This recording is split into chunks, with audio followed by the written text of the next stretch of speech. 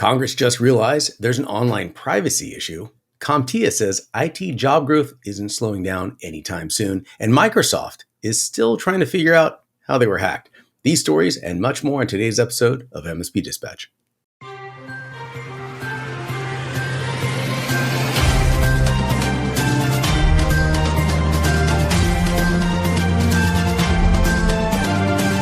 This episode is presented by OIT VoIP. Enhance your client's communication abilities with our VoIP solution, featuring integrated billing, on-demand training, and live US support. Collaborate seamlessly with Microsoft Teams integration and put your entire phone system in your pocket with Mobile X. Improve your offerings and increase profitability with reliable service for 1/10 of the average MSP acquisition cost. To learn more, visit oit.co or dial 844-CALL-OIT.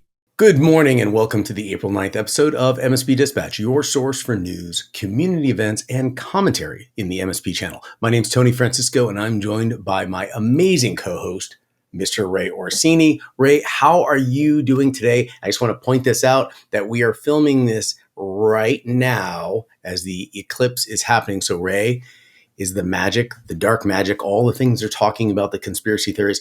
Do you have, because we're in Florida, but you're in Southern Florida, are the earthquakes hitting you yet? Are the locusts, or in this case, cicadas, gobbling you up yet? And more importantly, have you been hearing about the sonic waves going through that's because of this eclipse? Talk to me, and are you able to talk? Blink if you can't talk. Sir, this is Florida, and we don't believe in Mother Nature. We don't believe in global warming. We don't believe in eclipses. You know, what's the big deal? The lights are going to... Oh, shit. And there it is. Cue. There we go. No, things are going well, dude. So I appreciate all the well-wishers. I'm going to go ahead and put this out there. Normally, I wouldn't sit there and talk about my personal medical stuff on MSP Dispatch, but I'm on a blood pressure medication that makes me kind of loopy. And so we're going to change to taking it at night instead of in the morning, because the number of people that have texted me saying, "Are you okay? Hey, you need to control yourself. You're maybe getting a little, excited at work." Like, no, this is prescribed medical drugs. But I thank you to everybody that texted me or messaged me asking if I was okay. I am okay. I look like a wreck, but internally I'm sorry for texting you over the weekend. Like, hey, just checking in. And you're okay. I'm good, man. I'm still dying. No, you were one of many. I appreciate it, brother. I do appreciate it. And I'm like, okay, cool. So that person watched, and then I'm like, why didn't you thumbs up the video, dude? Like, what the... Yeah, I don't see that Tony? Particular. You know what? Start me off this week. Start me off right. Let's get into it. Where are we going to? Let's, I think, jump right into some news. Ready? Do it. Let's do it.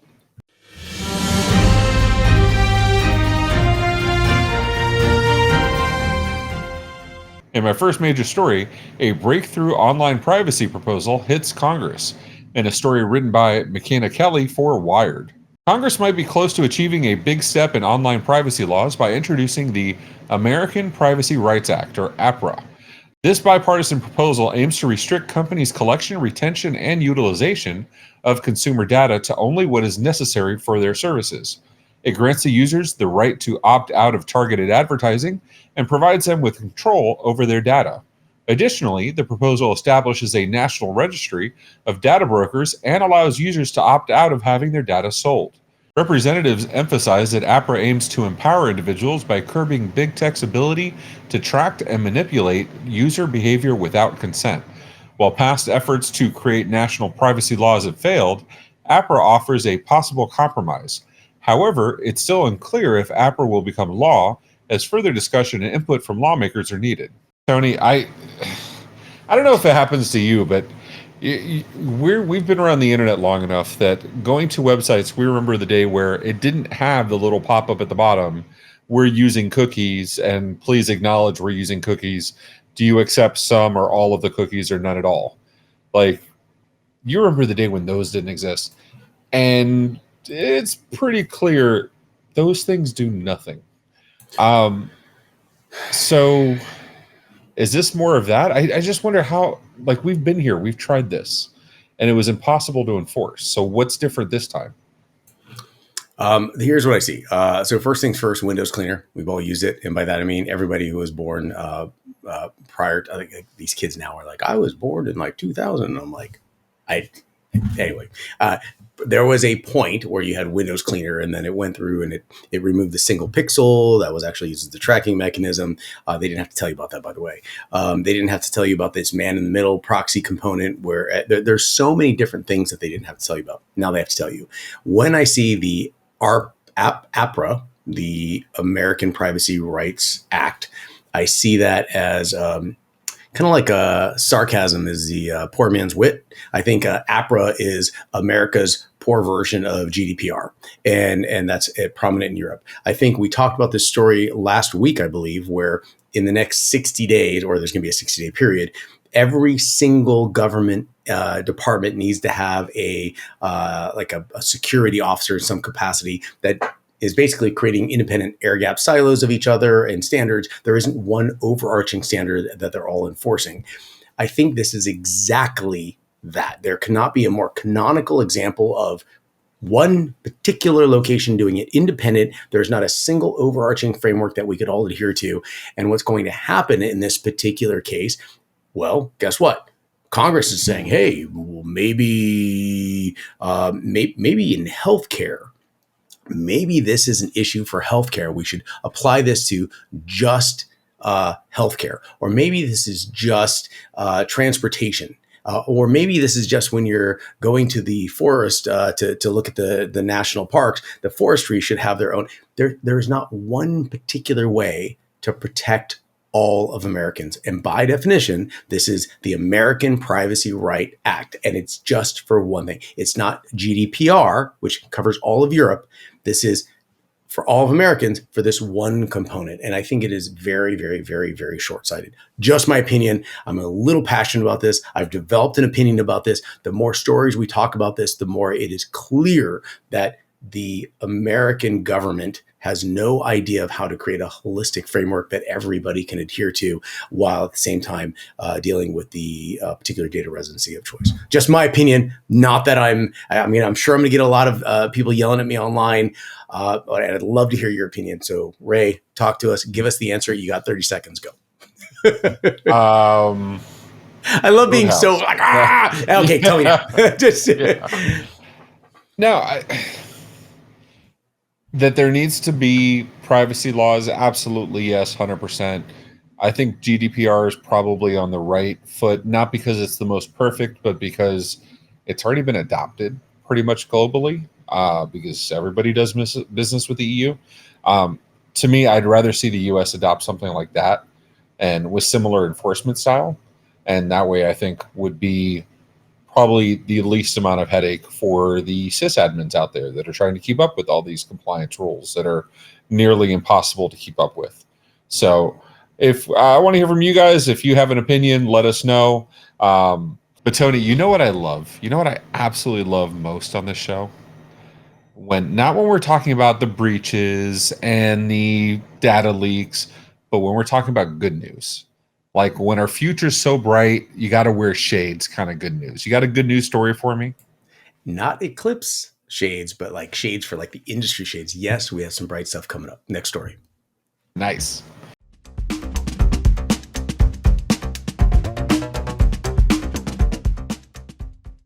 In my first story from channelede.com, CompTIA's State of Tech Workforce says job growth is really good for 2024. Story by Ty Trumbull. Tech jobs in the U.S. will grow in 2024, with CompTIA expecting triple-digit growth from 2023, leading to around 300,000 new positions. This surge is expected to increase the total number of tech workers in the U.S. to around 9.9 million. Over the next decade, tech employment is projected to grow twice as fast, with data science, cybersecurity, and software development leading the way. Tech job growth isn't just happening in certain areas. 20 states and 14 metro areas are expected to grow faster than the national average, and many cities will double their growth rates. The tech sector's economic impact, already substantial at $2 trillion, that's US, annually, is also expected to increase further. CompTIA's Chief Research Officer, Tim Herbert, emphasized the importance of nurturing tech talent to sustain growth, mainly through training programs like those addressing the demand for AI expertise. Ray, when we look at tech job growth, there is such a wide gamut. Everything from entry level support positions, which are critical, by the way, and I think that's the gateway drug into everything because we all started there in some capacity. All the way up to the CISAs, like the frameworks, and we're talking about NIST frameworks and everything in between, all the different OSI layers. You and I are a member of CompTIA. I love CompTIA. I've been a member of CompTIA for so long. I'm actively engaged in the CompTIA community. I personally, you as well, talk to the members of CompTIA and share our knowledge with them. A lot of our listeners are from CompTIA, the events that we go to. In that enormous gradient of job positions, would you consider this good news or just average news? And I pause that because, of course, the initial is, that's great news. I have seen nothing but tech job growth for the last 3 decades. So I mean, are they just saying the same thing? What are your thoughts on this? Could it be bigger? Hey, it's just status quo. Hey, everyone should really, if you're in another industry, should be looking at this. Your friends that are listening to this in the IT industry, pull your friends into IT because it isn't slowing down. And frankly, we're short on positions. We need more help. What are your thoughts on this amazing topic? I mean, I've never met a business owner that says, I have enough employees. I don't need to hire anybody. I don't need to go searching for anybody. Hiring super easy. Um, so yeah, these reports are necessary because, it goes and shows you, when you're planning with your kids or your nephews, your nieces, so on and so forth, what career should you go into? And you look at reports like this and say, well, this is going to give you a career for the rest of your life. Yeah. Technology has always been good for that. It's funny. It's technology careers today are the go become a doctor or a lawyer. These are those careers that were talked about by our parents, right? Like you want a good career for the rest of your life. Now it's stay the hell away from malpractice insurance. It's go become a tech instead. So you worry about cybersecurity insurance. I don't know. Anyway, but yeah, I mean, if I'm talking to the next generation and they're getting in, I'm saying, yeah, absolutely get into tech, hopefully something in the coding world so you can understand logic structures and how that breaks apart. And, going into tech, going into something with AI, something with big data analytics. It's easy to say, go into those fields. You're going to have money forever, or there's going to be work forever, even with AI. I don't think AI takes away from that at all. Do you see any cause for concern there, Tony? No, I think we're saying the same thing. I think AI is a very, very, very, very high part of technology, or in IT as we're talking about it now, because it is the thing that touches the data, which touches the infrastructure, which resides on a security and infrastructure, component. So there's all those different layers in there. And we're not even talking about the hardware side. We're not even talking about the policy management side, the CIO. We're talking more about the CTO level components. We're not talking about the application of the vendor level. We're not talking about the management of all of this. So we have so many different categories and buckets that you could fit these in, and so many layers in each of these categories. I just don't see it slowing down anytime soon. I think we're saying the same thing. I'm really, really exciting. It is not a confusing option for me personally, but when you are confused, it is a horrible, horrible feeling. And I do know that Microsoft is a little confused now. Maybe you should talk about it.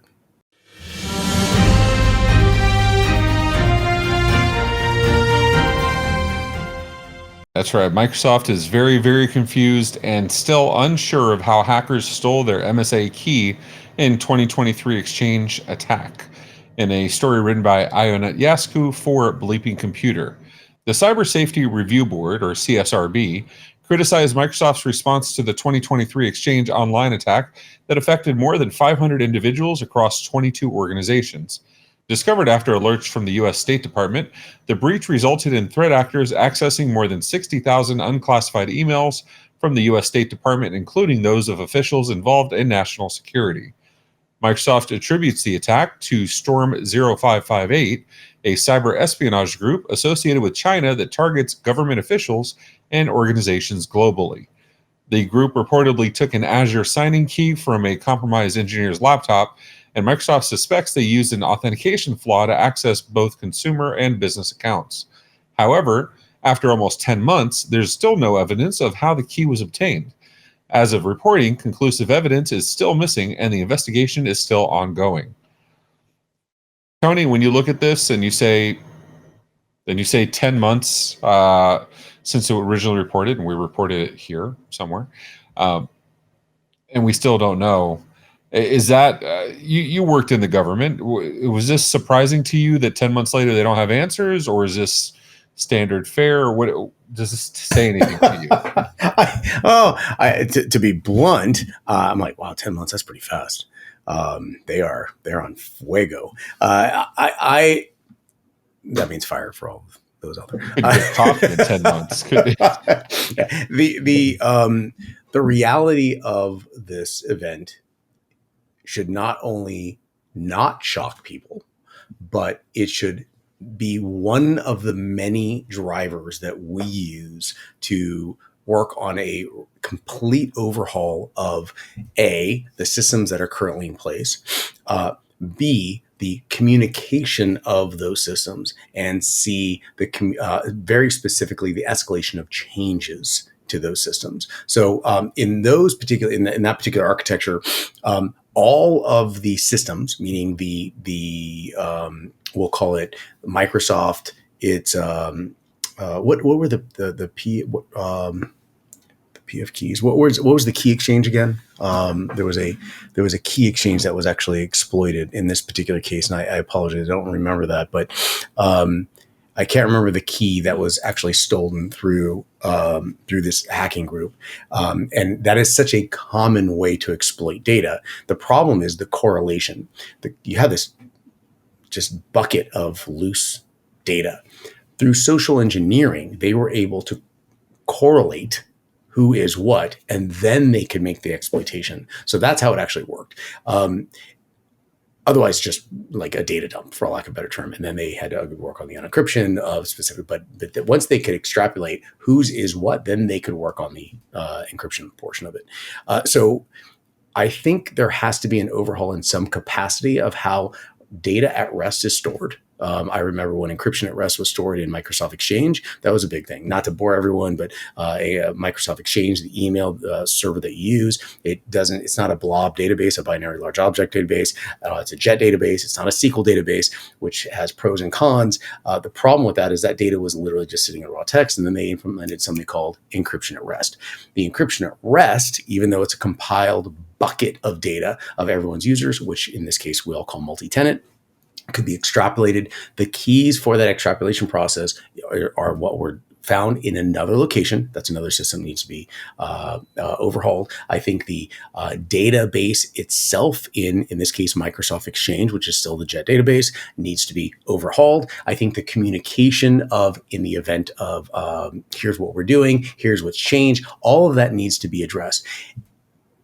And it's, I think, at a global level. It's not just at a vendor level or at a government level.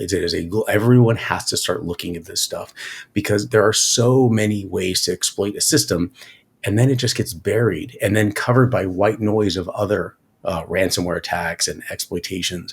And I don't think we're really looking at one of the source points that continues to be repurposed over and over and over, which is the loose architecture that everything was patched together with. And I think that's the problem. Ray, I could be going off again. I'm very passionate about this. My security background has been screaming this from the beginning, and it's only gotten worse and worse and worse. What are your thoughts? Tony, so what I'm hearing is we did this before, we're doing it again. And before we do it a third time, let's get into some notables. That's a good job. Good point. Let's do it.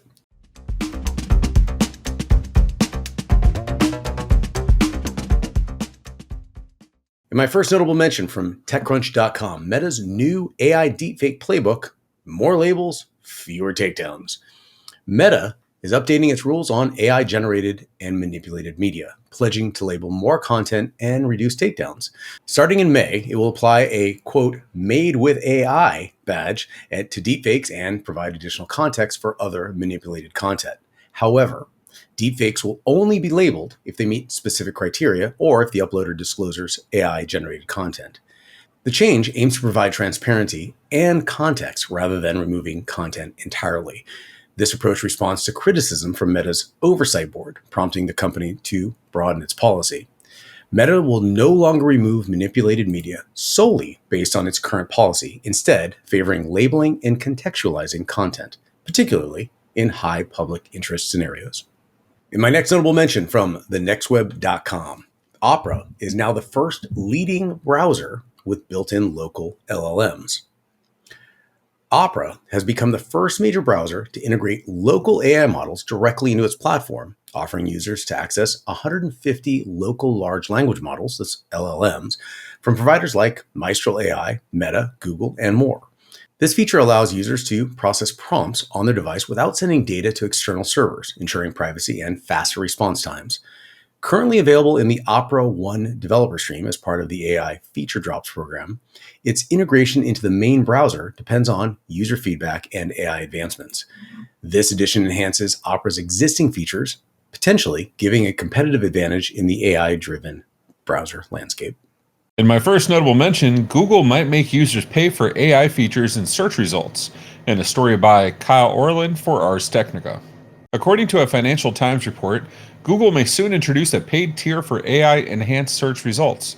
The subscription, which could address increased costs, would offer access to advanced AI models like Gemini Advanced and could signal a shift from Google's ad-funded model. While the standard search would remain free, subscribers to a paid AI search tier would still see ads alongside the results. And similar to other AI premium services, the cost would be around $10 to $20 more per month. However, despite potential benefits, the decision is still pending. In my next notable mention, new Windows driver blocks software from changing default web browser, in a story by Lawrence Abrams for Bleeping Computer. Microsoft has introduced a Windows driver that prevents users from changing default web browsers through software or manual registry modifications. This change was quietly rolled out as part of a February update for Windows 10 and 11. Although users can still adjust settings through Windows options, programs like Set User FTA and Set Default Browser have been affected. The driver locks down registry keys related to URL associations, potentially to comply with Europe's Digital Markets Act. Disabling the driver is possible, but may be automatically re-enabled by a scheduled task.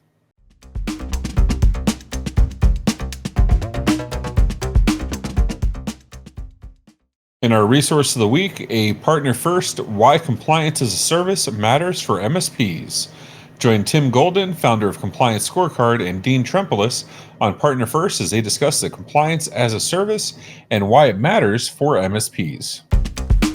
There are plenty of amazing upcoming events taking place across the community, so let's see what's happening this week. Later today at 1 p.m. Eastern Time, boost your MRR in 60 days with SaaSonomics, presented by SaaS Alerts. And also starting today, an in-person event, the Cyber Defense Lab built for MSPs in Houston, Texas, presented by Huntress. And tomorrow through the 11th, an in-person event, Channel Pro SMB Summit in Orlando, Florida. And coming from the MSP Media Network this week, we have tomorrow morning at 10 a.m., a new episode of AI Roundup.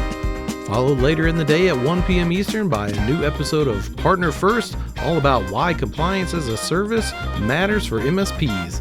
And then on Friday at 11 a.m., a new episode of MSP Community Live.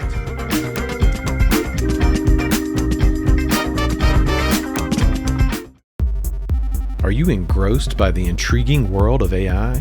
Do you find yourself relying more on ChatGPT every day? Are you fascinated by creating visuals with Midjourney or Stable Diffusion? Or could it be you're contemplating the deep-seated implications AI has for your professional field? If you're struggling to keep abreast of all the AI developments, don't worry. I'm Phil Buck, the host of AI Roundup, a weekly digest of all things AI. Make sure to check in every Wednesday at 10 a.m. Eastern for a concise roundup of the most captivating AI news right here on the MSP Media Network.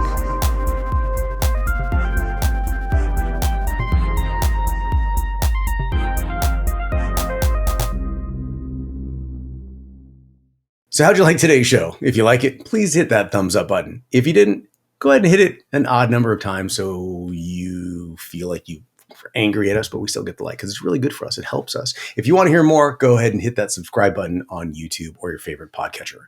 Did you know there's even a Discord where we post these stories all week long? You can propose your own stories and vote on which ones we're going to cover. We really appreciate that, by the way. As our friend Rich Banky says, make sure you tell a friend. Also, be sure to follow us on social media at MSP Media TV. If you have any questions, email us news@mspmedia.tv for answers on the next episode. Just leave us a voicemail, 833 MSP Network. Ray, we're filming this during the eclipse. All kinds of magic has taken place during the show. You can see that in the B-reel, which is in the outtakes right after this. How are you feeling right now? Are you going to go out right now and stare at this sun for 20 minutes like I am? Talk to us and land the plane. So I will say, once upon a time I was falling in love, but now I'm only falling apart. There's nothing I could do. It's a total eclipse of my heart. I was like, he's doing the song. He is. That was beautiful. Yeah. Thank you. It's just for you, man. Once every total eclipse, once every solar eclipse, I will serenade you with with 90s freestyle music.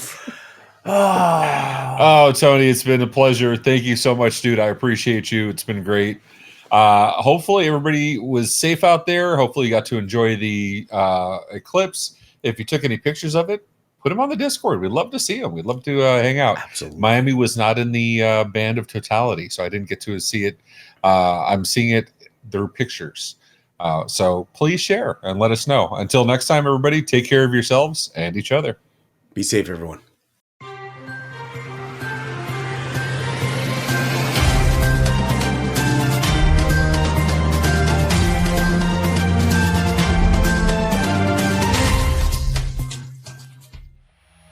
This has been a broadcast of the MSP Media Network.